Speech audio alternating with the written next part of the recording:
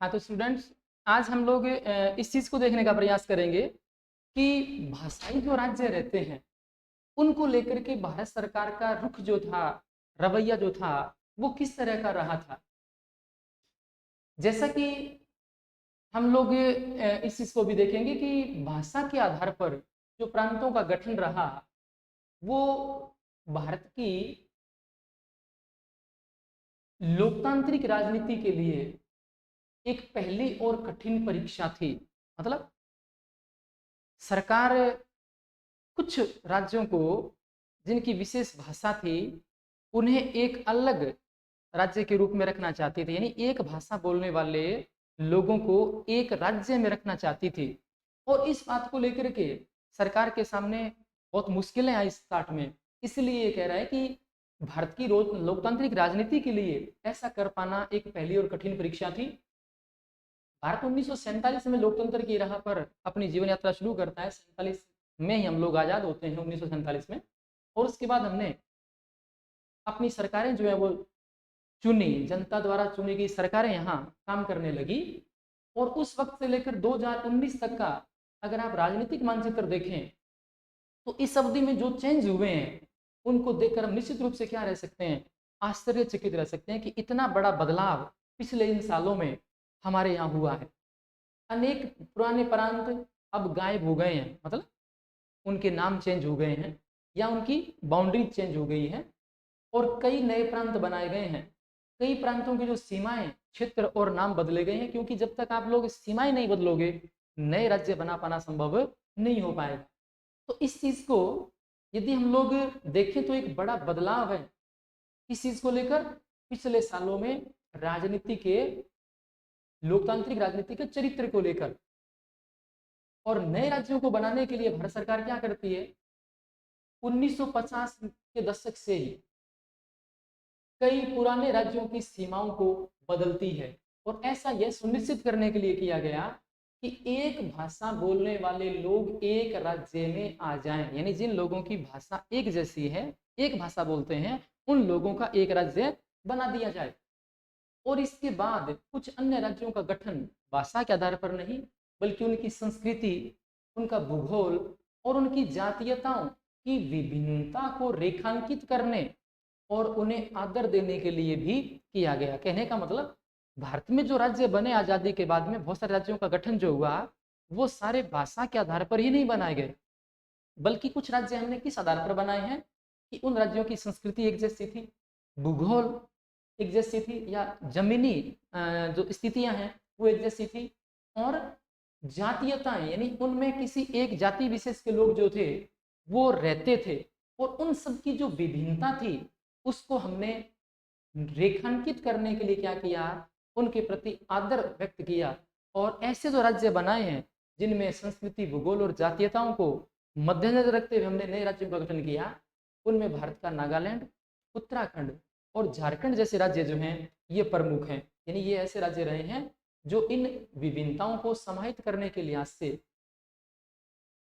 बनाए गए हैं। और जब भाषा के आधार पर राज्यों के गठन की बात उठी तो कई राष्ट्रीय नेताओं को इस बात को लेकर एक बड़ा डर था। इस बात को लेकर डर था कि भाषा के आधार पर जब हम लोग राज्य बनाएंगे तो इससे कहीं ना कहीं देश क्या हो जाएगा, टूट जाएगा।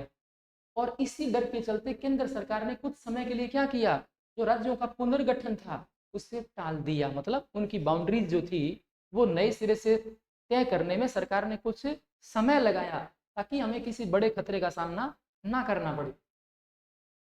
पर हमारा अनुभव ये बताता है कि भाषावार जो राज्य हैं वो बनाने से देश ज्यादा क्या हुआ, एकीकृत हुआ, एकजुट हुआ। और दूसरी बड़ी बात क्या है, मजबूत हुआ।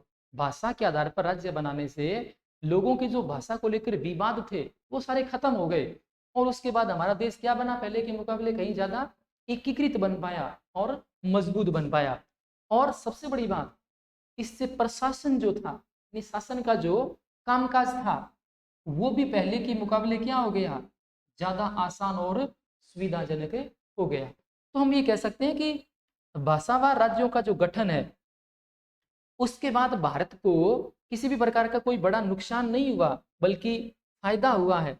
यहाँ के लोग इस चीज को लेकर के बड़े उत्सुक थे, और जैसा उनकी उम्मीदों और आकांक्षाओं के मुताबिक सरकार ने काम किया तो हमारा देश पहले के मुकाबले ज्यादा एकजुट बन पाया और मजबूत बन पाया। इस चीज को हम लोग भारत की लोकतांत्रिक राजनीति की एक जो कड़ी परीक्षा कहते हैं, उस परीक्षा में हम पूरी तरह से पास हुए हैं, सफल हुए हैं। आगे हम लोग देखेंगे कि भाषा नीति क्या रही है, यानी सरकार ने आजाद भारत की भाषा नीति को लेकर के क्या चीजें की हैं, क्या प्रावधान किए हैं, वो देखिए। यानी यहाँ हम ये पढ़ेंगे कि भारत के जो संघीय ढांचे की दूसरी परीक्षा होती है वो भाषा नीति को लेकर हुई। पहली परीक्षा किस बात को लेकर हुई? भाषाई राज्यों को लेकर के।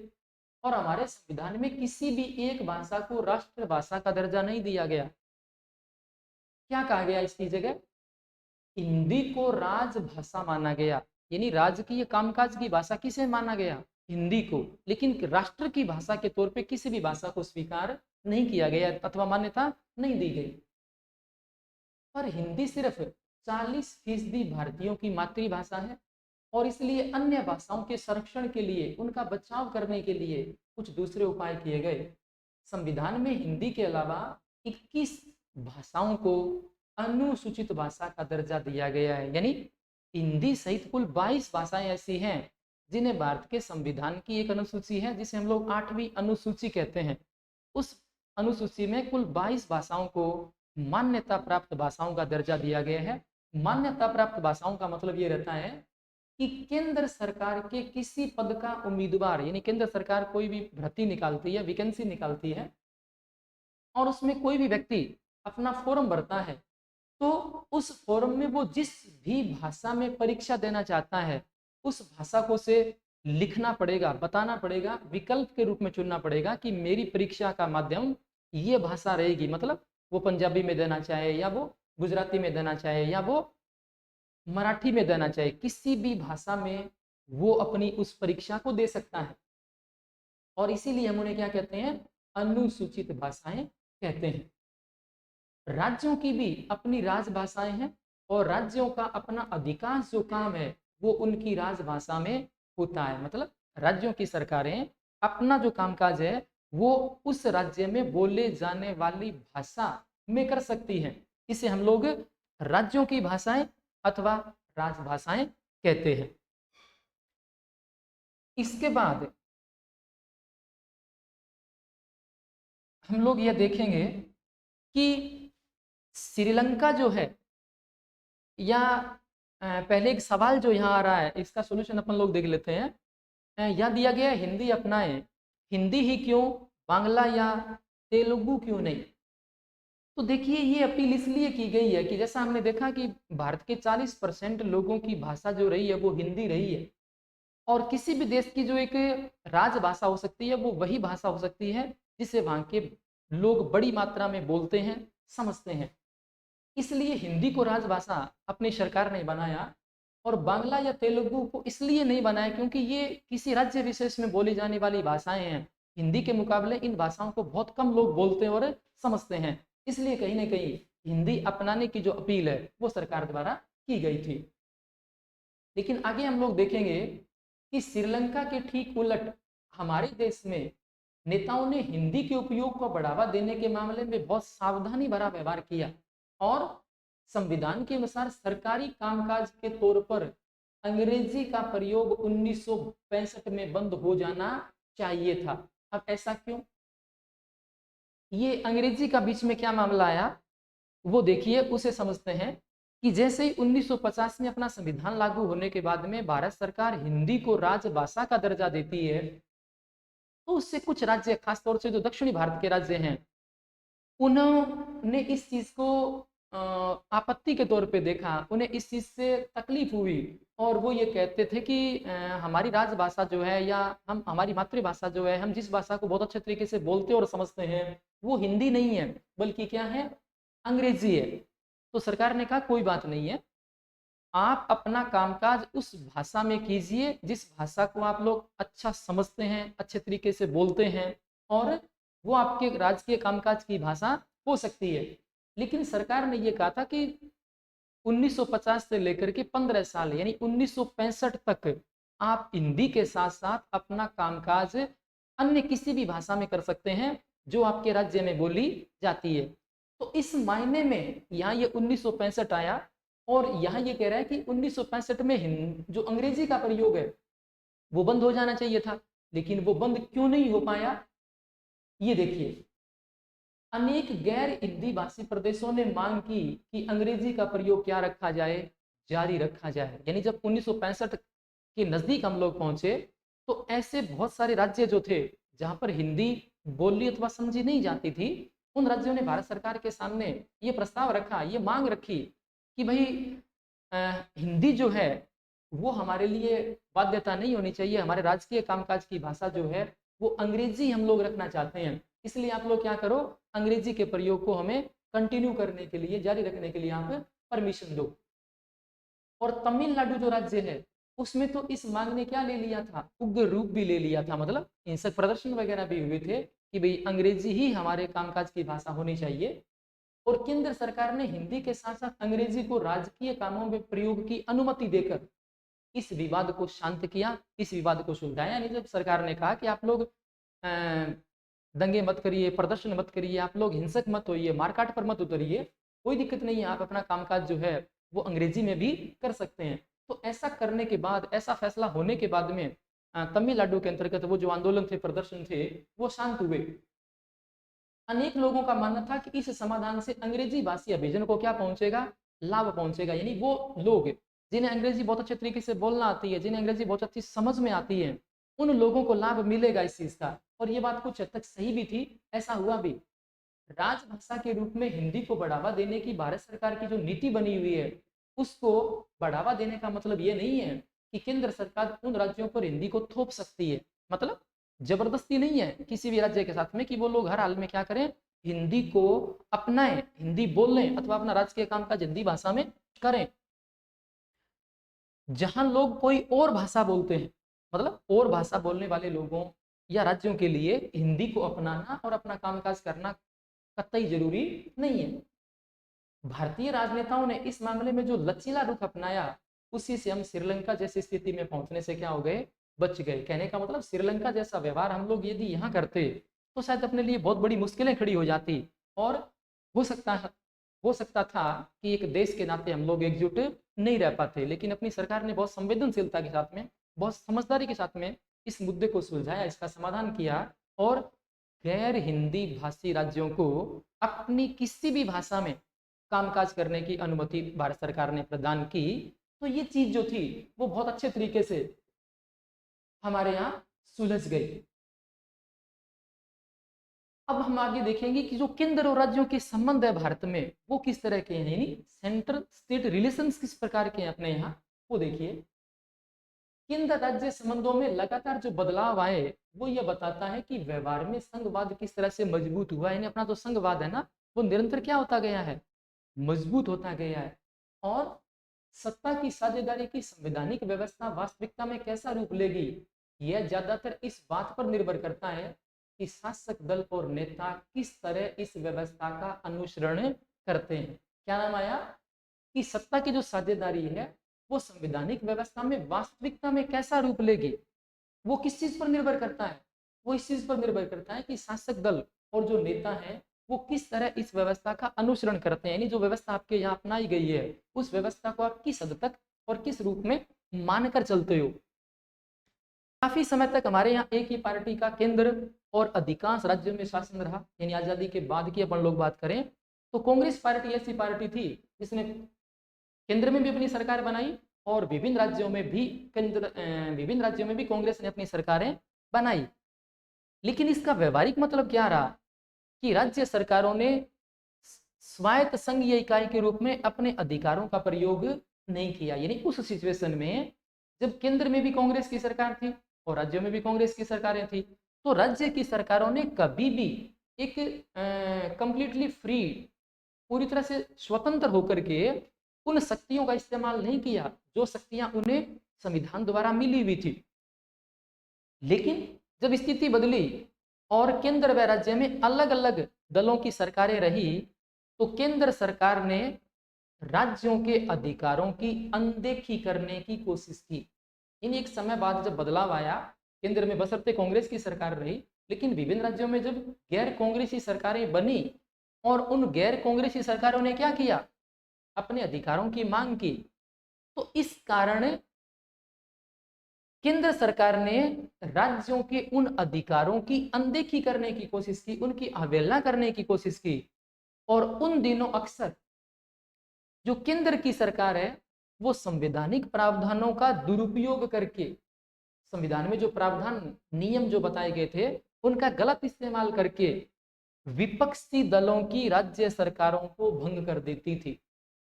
मतलब केंद्र में कांग्रेस की सरकार है और राज्य में किसी अलग दल की सरकार है, अलग पार्टी की सरकार है, तो केंद्र की सरकार क्या करती, संविधान के जो प्रावधान है उनका दुरुपयोग करती, उनका गलत इस्तेमाल करती, और ऐसा करके वो किसी भी राज्य में जो विपक्षी दल की सरकार है उसे भंग करा देती थी, उसे भंग कर देती थी। मतलब वो राज्य सरकार अपना कामकाज ढंग से कर नहीं पाती थी।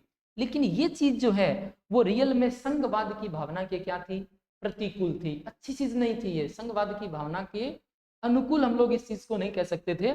जब आप लोग केवल किसी राज्य की सरकार को इसलिए भंग कर देते हो या करवा देते हो कि वो कोई अलग दल की सरकार है और आप केंद्र में किसी अलग दल की सरकार का प्रतिनिधित्व कर रहे हो।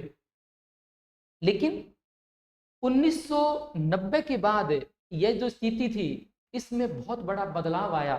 क्या बदलाव आया, 1990 के बाद भारत के अनेक राज्यों में क्षेत्रीय दलों का उदय हुआ और इस समय केंद्र में गठबंधन सरकार की शुरुआत भी हुई। गठबंधन सरकार का मतलब यह रहता है कि जब कोई एक ही दल सरकार नहीं बना सकता है, सरकार बनाने लायक सीटें उसके पास नहीं है, बहुमत उसके पास नहीं है, तो 2 दल, 4 दल, 5 दल, 10 दल मिलकर एक जो अपनी मिलीजुली सरकार बनाते हैं उसे हम लोग क्या कहते हैं, गठबंधन सरकार कहते हैं।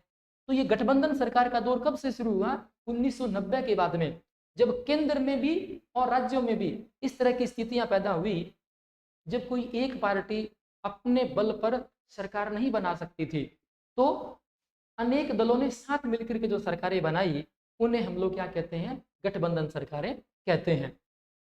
अब चूंकि वजह क्या रही है, बता रहा है कि किसी भी एक दल को लोकसभा में क्या नहीं मिल पाया, स्पष्ट बहुमत नहीं मिला। स्पष्ट बहुमत का मतलब सरकार चलाने लायक जितनी सीटें आपको चाहिए वो सीटें आपको नहीं मिल पाई, और इसलिए जो प्रमुख राष्ट्रीय पार्टियां थी उन्हें क्या करना पड़ा, क्षेत्रीय दलों और अनेक पार्टियों के साथ मिलकर सरकार बनानी पड़ी।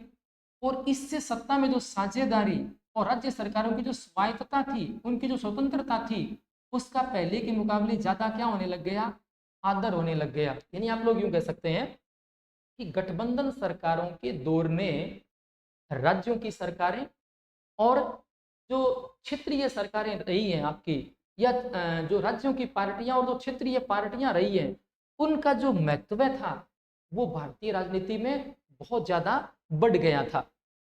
और इससे एक जो नई संस्कृति पनपी वो क्या है कि जब हम थोड़ी देर पहले ये पढ़ रहे थे कि केंद्र की सरकार ने अनेक राज्यों की सरकारों को इसलिए भंग करवा दिया क्योंकि वो उनके दल से नहीं थी बल्कि किसी और पार्टी से थी। तो इस प्रवृत्ति को, यानी ये जो ट्रेंड विकसित हुआ था, जब केंद्र की सरकार अपनी मर्जी से राज्य सरकारों को भंग कर देती थी अथवा करवा देती थी, इस बात को सुप्रीम कोर्ट के एक बड़े फैसले से भी बल मिला। और क्या कहा गया था सुप्रीम कोर्ट के इस फैसले में, इस फैसले के कारण राज्य सरकार को मनमाने ढंग से भंग करना केंद्र सरकार के लिए मुश्किल हो गया। यानी कोई भी जो केंद्र में सरकार है वो किसी राज्य की सरकार को बेवजह भंग नहीं कर सकती। सुप्रीम कोर्ट ने अपने फैसले में कहा था कि यदि कोई ऐसी चीज सामने आती है जिसमें जांच के बाद यह पाया जाएगा कि राज्य की सरकार के पास में बहुमत था, सरकार चलाने लायक सीटें उसके पास थी, फिर भी केंद्र की सरकार ने किन्हीं गलत चीजों को आधार बना करके, संवैधानिक प्रावधानों का दुरुपयोग करके उस राज्य की सरकार को भंग किया है, गिराया है, तो केंद्र सरकार के इस कदम को अनुचित ठहराते हुए कोर्ट उस राज्य की सरकार को वापस बहाल कर सकता है, उसे वापस कार्यकाल में ला सकता है। इस चीज का जो एक बड़ा फर्क पड़ा, उसके बाद केंद्र की जो सरकारें थी उन्होंने एक सबक लिया और उसके बाद वो राज्य की सरकारों को मनमाने ढंग से गिराने की नियत से काम करने से बाज आई। इस प्रकार हम लोग देखते हैं कि संघीय व्यवस्था के तहत जो सत्ता की साझेदारी है वो संविधान लागू होने के दौर की तुलना में वर्तमान समय में ज्यादा मजबूत है अथवा ज्यादा प्रभावी है। राज्य बहुत अच्छे तरीके से वर्तमान में केंद्र के साथ में पार्टिसिपेट कर रहे हैं और इससे संघवाद की भावना को बहुत मजबूती मिल पाई। अब देखिए ये वो बता रहे हैं आपके गठबंधन सरकार के बारे में। क्या कह रहे हैं कि जब एक से ज्यादा राजनीतिक पार्टियों द्वारा साथ मिलकर बनाई गई सरकार को गठबंधन सरकार कहते हैं। यानी एक से ज्यादा पार्टियां जब साथ मिलकर के अपनी सरकार बनाए उन्हें हम लोग क्या कहेंगे, गठबंधन सरकार कहेंगे। इसमें 2 पार्टियां हो सकती हैं, 5 पार्टियां हो सकती हैं, 10 पार्टियां हो सकती हैं। और आमतौर पर गठबंधन में शामिल दल एक सामाजिक एक राजनीतिक गठजोड़ करते हैं और एक साझा कार्यक्रम स्वीकार करते हैं। मतलब वो राजनीतिक लिहाज से एक दूसरे का साथ देना शुरू करते हैं और किन्हीं चीजों के बारे में वो अपना एक जॉइंट जो कार्यक्रम होता है उसे फिक्स करते हैं। यानी किन किन चीजों पर उनकी सहमति है, किन किन चीजों पर वो साथ काम करना चाहते हैं, ये सब चीजें वो अपने तय कर लेते हैं। आगे हम लोग देखने का यह प्रयास करेंगे कि ये जो चित्र आपके सामने उकेरा गया है गठबंधन सरकार के बारे में ये बता रहा है। तो एक कुर्सी पे यहाँ अलग अलग नेताओं के जो मुखेटे हैं वो आपको दिख रहे हैं। एक व्यक्ति यहाँ कुर्सी पे बैठा हुआ है और ये जो एक ज्वाला निकल रही है ये यहाँ ये शो करने का प्रयास किया जा रहा है कि गठबंधन सरकार को बना लेना बशर्ते आसान हो, लेकिन उसे चला पाना बहुत मुश्किल होता है। क्योंकि गठबंधन में शामिल जो अलग अलग पार्टियां रहती हैं, अलग अलग नेता रहते हैं, उनकी अलग अलग व्यक्तिगत महत्वाकांक्षाएं रहती हैं, उम्मीदें रहती हैं और एक गठबंधन सरकार के लिए उन सब चीजों को पूरा कर पाना संभव नहीं रह पाता। और यदि ऐसा नहीं हो पाता तो फिर आपका गठबंधन जो है वो बहुत लंबे टाइम तक साथ आपका नहीं देता है अथवा वो चल नहीं पाता है। अब एक सवाल पूछा जा रहा है कि आप ये कह रहे हैं कि क्षेत्रवाद लोकतंत्र के लिए अच्छा है, क्या आप गंभीरता से ऐसा कह रहे हैं? देखिए क्षेत्रवाद लोकतंत्र के लिए अच्छा नहीं है। गंभीरता से हम इस चीज का समर्थन नहीं करते कि क्षेत्रवाद लोकतंत्र के लिए अच्छा है। हालांकि किसी क्षेत्र को लेकर के यदि हम लोग खासतौर से विकास की बात करें, यदि किसी एरिया विशेष का विकास यदि कम हो पाया है तो वो उसकी वाजिब मांगों को केंद्र सरकार के समक्ष उठाया जा सकता है, राज्य सरकारों के समक्ष उठाया जा सकता है, जिससे उस एरिया का जो पिछड़ापन है उसको दूर किया जा सके। लेकिन केवल किसी चीज को आधार बना करके आप लोग अपने आप को बाकी देश से, बाकी राज्य से अलग करने की या होने की मांग करते हो तो ये चीज एक लोकतांत्रिक राजनीति के लिए किसी भी लिहाज से अच्छी नहीं मानी जा सकती और इसका समर्थन नहीं किया जा सकता। अब ये जो आगे आपको बताया जा रहा है वो कह रहा है कि भारत की जो भाषाई विविधता है वो हम किस तौर से देख सकते हैं। 2011 की जनगणना के जो आंकड़े दिए गए हैं उसमें यह बताया गया है कि यहाँ पर 121 प्रमुख भाषाएं जो हैं वो बोली जाती हैं, लेकिन 22 भाषाओं को क्या दिया गया है, संविधान की 8वीं अनुसूची जिसका जिक्र थोड़ी देर पहले आपके सामने किया गया था, ये वो 8वीं अनुसूची है जिसमें हमने 22 भाषाओं को मान्यता प्राप्त भाषाओं का दर्जा दिया है। और इसी कारण हम इन्हें क्या कहते हैं, अनुसूचित भाषाएं, जिसकी चर्चा हम लोग पहले कर चुके हैं। और ये जो टेबल आपके सामने इधर दी जा रही है इसमें अनुसूचित भाषाएं एक तरफ भाषाओं के यहाँ नाम लिखे गए हैं, कौन कौन सी भाषाएं उस 8वीं अनुसूची में आती है और कितनी संख्या में उन भाषाओं को बोलने वाले लोगों की जो संख्या है उसका एक प्रतिशत दिया गया है। तो देखिए हिंदी जो है लगभग 43.63% लोग बोलते हैं। सबसे ज्यादा मात्रा में संख्या में बोले जाने वाली भाषा कौन सी है, हिंदी है। उसके बाद हम लोग यदि चर्चा करें तो दूसरे नंबर की भाषा कौन सी है, बांग्ला, 8.03% लोग बांग्ला को बोलते हैं। इसी हिसाब से तीसरी जो भाषा है वो कौन सी है यहाँ, मराठी, 6.86% लोग मराठी बोलते हैं। तो ये एक कैलकुलेशन है, ये एक गणना है कि किस हिसाब से भारत में 8वीं अनुसूची में जो मान्यता प्राप्त भाषाएं हैं उन्हें यहाँ के लोग बोलते हैं। आगे हम लोग ये देखने का प्रयास करेंगे कि जो राज्य पुनर्गठन आयोग है क्या था और इसने किस तरह से अपना काम करना शुरू किया था।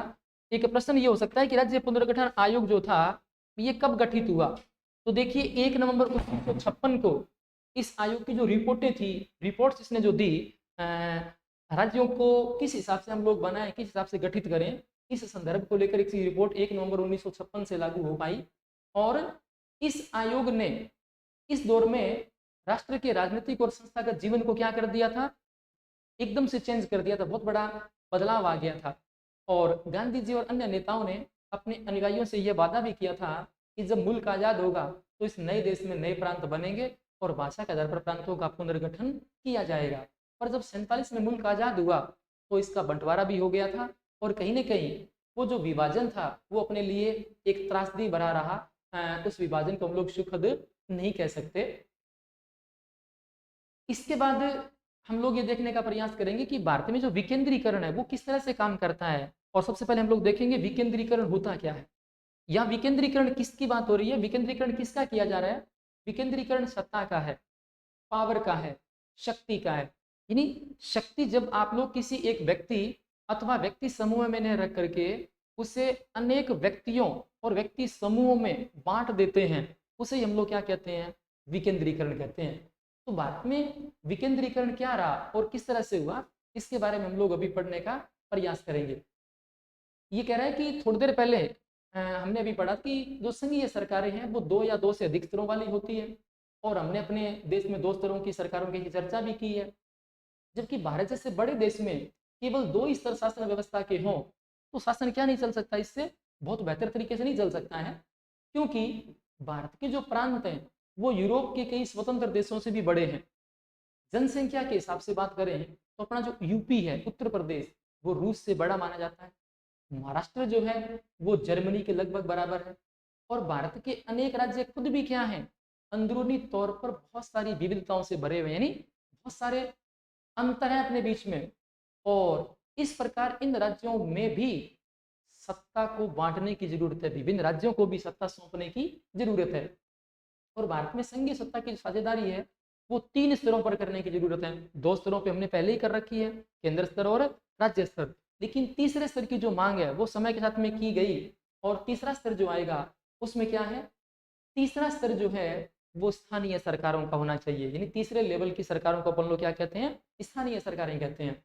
और यह प्रांतीय स्तर की सरकार के नीचे हो, यानी तीसरे स्तर की सरकार होंगी, ये प्रांतीय स्तर की सरकारों के नीचे काम करेंगी।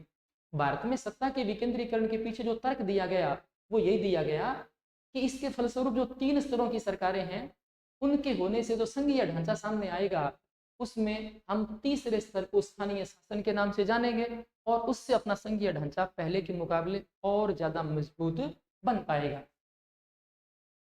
अब देखिए क्या कह रहे हैं कि जब केंद्र व राज्य सरकारों से शक्तियां लेकर स्थानीय सरकारों को दी जाती है तो इसे क्या कहते हैं? सत्ता का विकेंद्रीकरण कहते हैं। क्या कहलाता है? सत्ता का विकेंद्रीकरण। यानी केंद्र व राज्य सरकारों से शक्तियां ले लो, कुछ हद तक शक्तियां ले लो उनसे, और वो शक्तियां आप किसको दे दो? स्थानीय सरकारों को दे दो। तो इसे हम लोग क्या कहते हैं? सत्ता का विकेंद्रीकरण।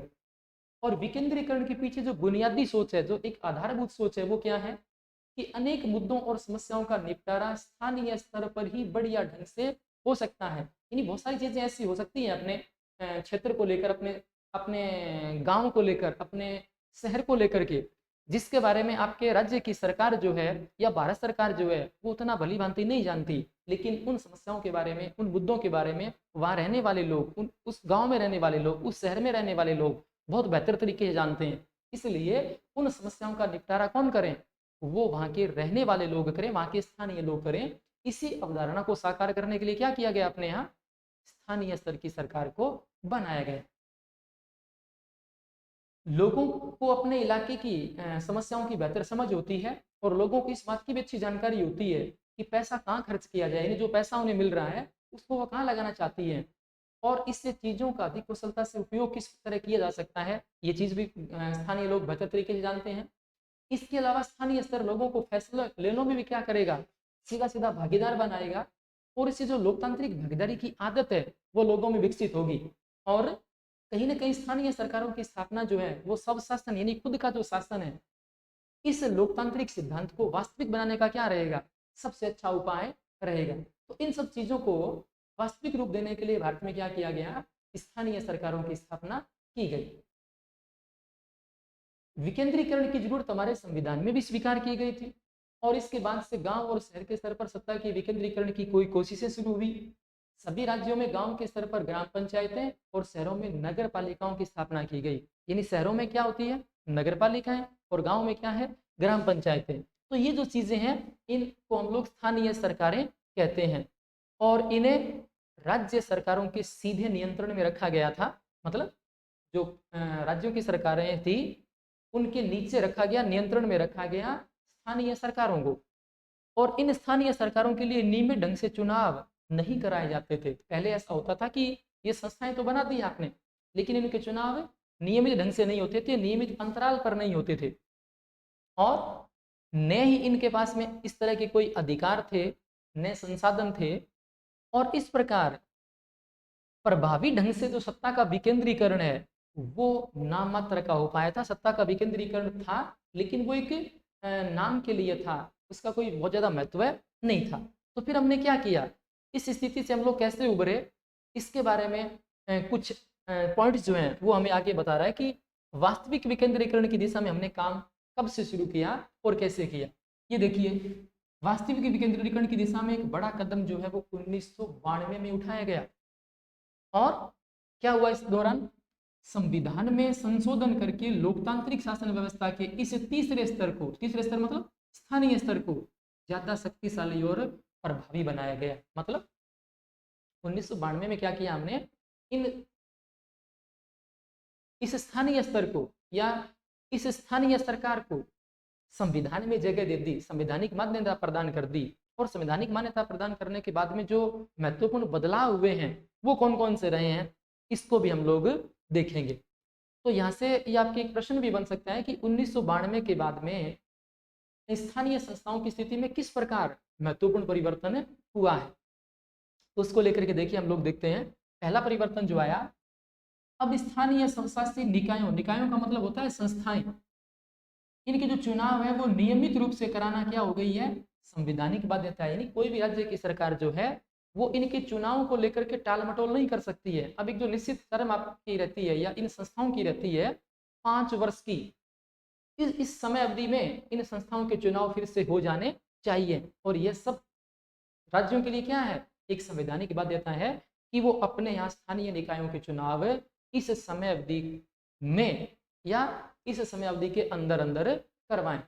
दूसरा चीज, निर्वाचित जो स्वशासी निकायों के सदस्य हैं और जो पदाधिकारी हैं उनके पदों में अनुसूचित जातियों, अनुसूचित जनजातियों और पिछड़ी जातियों के लिए क्या कर दी गई है, सीटें आरक्षित कर दी गई है। यानी इन जातियों के लिए जो सीटें रिजर्व की गई हैं, आरक्षित की गई हैं, उन पर इन्हीं जातियों के जो पदाधिकारी हैं और सदस्य हैं उनका चुनाव होता है। तो ये भी एक बहुत बड़ा परिवर्तन हुआ।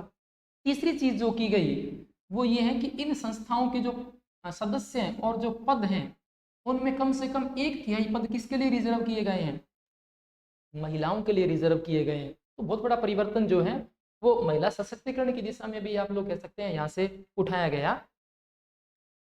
अगली बात जो बता रहे हुआ है कि हर राज्य में पंचायत और नगरपालिका चुनाव कराने के लिए राज्य चुनाव आयोग नामक एक स्वतंत्र संस्था का गठन किया गया है। यानी पंचायत और नगरपालिका के चुनाव कराने की जिम्मेदारी जो है वो जिस आयोग पर है उसका नाम क्या है, राज्य निर्वाचन आयोग। तो ये संस्था हमने बनाई इनके चुनाव करवाने के लिए।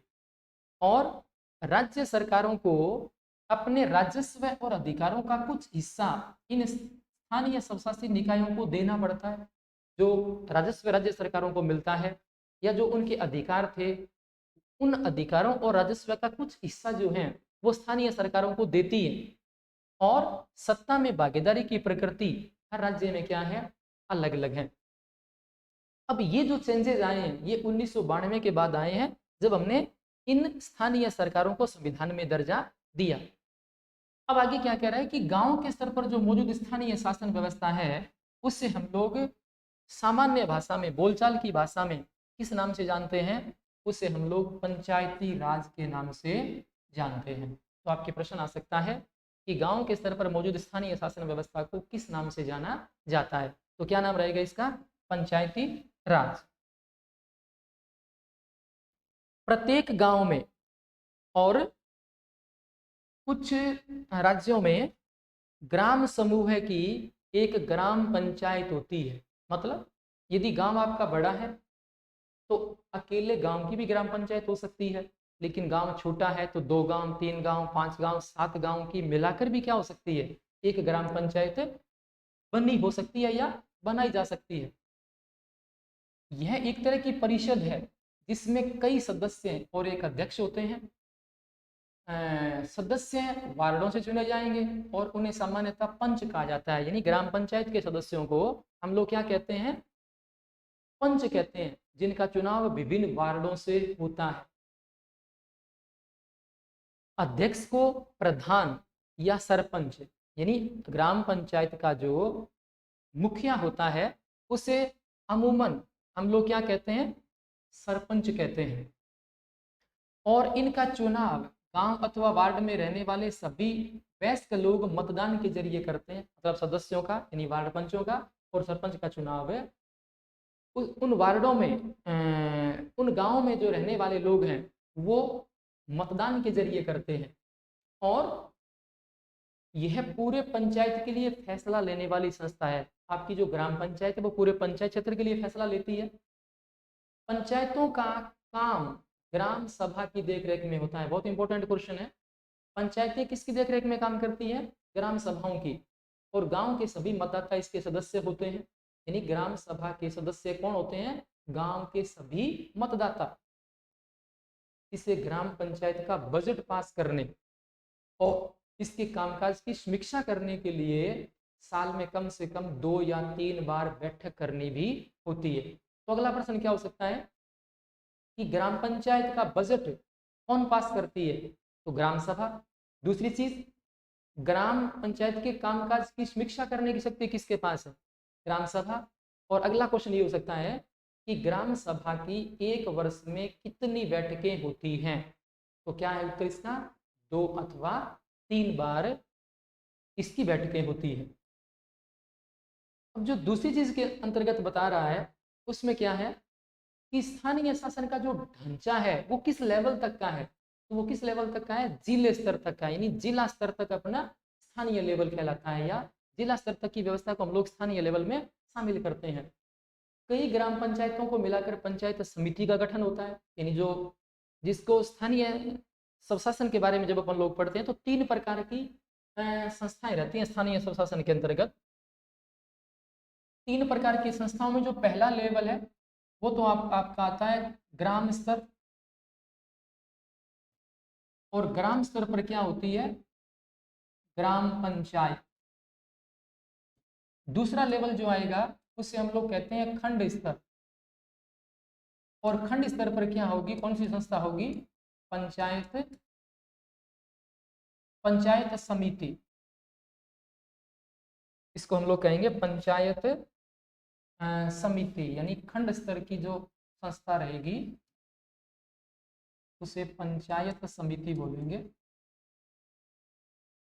जबकि जो तीसरे लेवल की संस्था रहेगी जिला स्तर, उस जिला स्तर पर जो संस्था काम करेगी उसे हम लोग कहते हैं जिला परिषद। तो स्थानीय संस्थाओं का ढांचा किस लेवल तक का बता रहा है, ये जिला स्तर तक का बता रहा है, जिसमें ये 3 संस्थाएं आपकी होती है। हाँ, पंचायत समिति दूसरा लेवल आ गया। और इसे मंडल या प्रखंड स्तरीय पंचायत भी कह सकते हैं। और इसके सदस्यों का चुनाव पंचायत समिति के सदस्यों का चुनाव जो है वो इलाके के सभी पंचायत सदस्य करते हैं। और किसी जिले की सभी पंचायत समितियों को मिलाकर क्या होगी, एक जिला परिषद का गठन किया जाएगा। और जिला परिषद के अधिकांश सदस्यों का चुनाव होता है। जिला परिषद में उस जिले से लोकसभा और विधानसभा के लिए चुने गए सांसद और विधायक तथा जिला स्तर की संस्थाओं के कुछ अधिकारी भी सदस्य के रूप में होते हैं। यानी जिस किसी भी जिले की जिला परिषद का चुनाव हुआ है तो कुल मिलाकर के आप ये कह सकते हैं कि उस जिले से एमपी जो है या उस जिले से एमएलए जो हैं वो सारे के सारे लोग जो हैं लोकसभा और विधानसभा के लिए चुने गए जो लोग हैं, निर्वाचित जो प्रतिनिधि हैं, वो आपके जिला परिषद के भी सदस्य होंगे। जबकि इसके अलावा इसमें कुछ और सरकारी अधिकारी लोग भी होते हैं। जिला परिषद का जो प्रमुख होता है वो इस परिषद का क्या कहलाता है, राजनीतिक प्रधान कहता है। जिला परिषद के प्रमुख का पद राजनीतिक प्रधान का राजनीतिक प्रमुख का पद होता है। इस प्रकार स्थानीय शासन वाली संस्थाएं शहरों में भी काम करती है। शहरों में इन संस्थाओं को हम लोग जिन नामों से जानते हैं उनमें पहला लेवल आएगा आपका नगर पालिका, दूसरे स्तर पे हम नगर परिषद को शामिल करते हैं, और तीसरे अथवा बड़े लेवल पे हम लोग नगर निगम को लेते हैं। यानी शहरी जो स्थानीय स्वशासन है उसकी तीन जो संस्थाएं रहती है उनमें पहली क्या रहेगी, नगर पालिका, दूसरी नगर परिषद और तीसरी नगर निगम। नगर पालिका और नगर निगम दोनों का कामकाज निर्वाचित प्रतिनिधि करते हैं। यानी नगर पालिका और नगर निगम के अंतर्गत जो निर्वाचित प्रतिनिधि होते हैं वो इसका काम देखते हैं, और नगर पालिका प्रमुख नगर पालिका के राजनीतिक प्रधान होते हैं, और नगर निगम के ऐसे ही पदाधिकारी को हम लोग मेयर या फिर महापौर के नाम से जानते हैं। और स्थानीय सरकारों की यह व्यवस्था दुनिया में लोकतंत्र का अब तक का सबसे शानदार प्रयोग बता रहा है, सबसे बड़ा प्रयोग बताया जा रहा है। नगर पालिकाओं और ग्राम पंचायतों के लिए करीब 36 लाख लोगों का चुनाव होता है। भारत की अपन लोग यदि बात करें तो इस स्थानीय स्वशासन के अंतर्गत निर्वाचित प्रतिनिधियों की संख्या कितनी है, 36 लाख है। और यह संख्या ये अपने आप में क्या बता रहा है, दुनिया के कई देशों की कुल आबादी से भी ज्यादा है। और स्थानीय सरकारों को संवैधानिक दर्जा दिए जाने से हमारे यहाँ लोकतंत्र की जड़ें पहले के मुकाबले और मजबूत हुई हैं। सबसे बड़ी बात, इसने महिलाओं का प्रतिनिधित्व जो बढ़ाया है, इस कारण लोकतंत्र में महिलाओं की जो आवाज है वो मजबूत हो पाई है। और इन सब चीजों के बावजूद भी अभी भी काफी परेशानियां जो है वो स्थानीय स्तर की सरकारों के सामने मौजूद हैं। इनके चुनाव तो नियमित रूप से होते हैं और बड़े उत्साह से लोग उनमें हिस्सा भी लेते हैं, लेकिन ग्राम सभाओं की जो बैठकें हैं वो नियमित रूप से हो नहीं पाती हैं, और अधिकांश राज्य सरकारों ने स्थानीय सरकारों को पर्याप्त अधिकार भी नहीं दिए हुए हैं या दे रखे हैं। इस प्रकार हम इस स्थानीय स्वशासन को लेकर ये कह सकते हैं कि एक आदर्श स्थिति जो इसकी होनी चाहिए उससे हम लोग अभी भी काफी ज्यादा दूर हैं। और इस चीज को प्राप्त करने के लिए प्रयत्न जो है वो अभी हमें और करना होगा, ताकि अपना जो स्थानीय स्वशासन है वो बहुत बेहतर तरीके से काम कर पाए, और जिन उद्देश्यों को लेकर के इसकी स्थापना की गई है उसमें हम लोग सफल हो पाए। तो उम्मीद करते हैं कि ये सारी बातें आपको बहुत अच्छे तरीके से समझ में आ गई होगी। इसके बाद इस क्लास को हम लोग नेक्स्ट पीरियड में नेक्स्ट डे से कंटिन्यू करेंगे। आप सबका बहुत बहुत आभार। खुश रहिए, मस्त रहिए।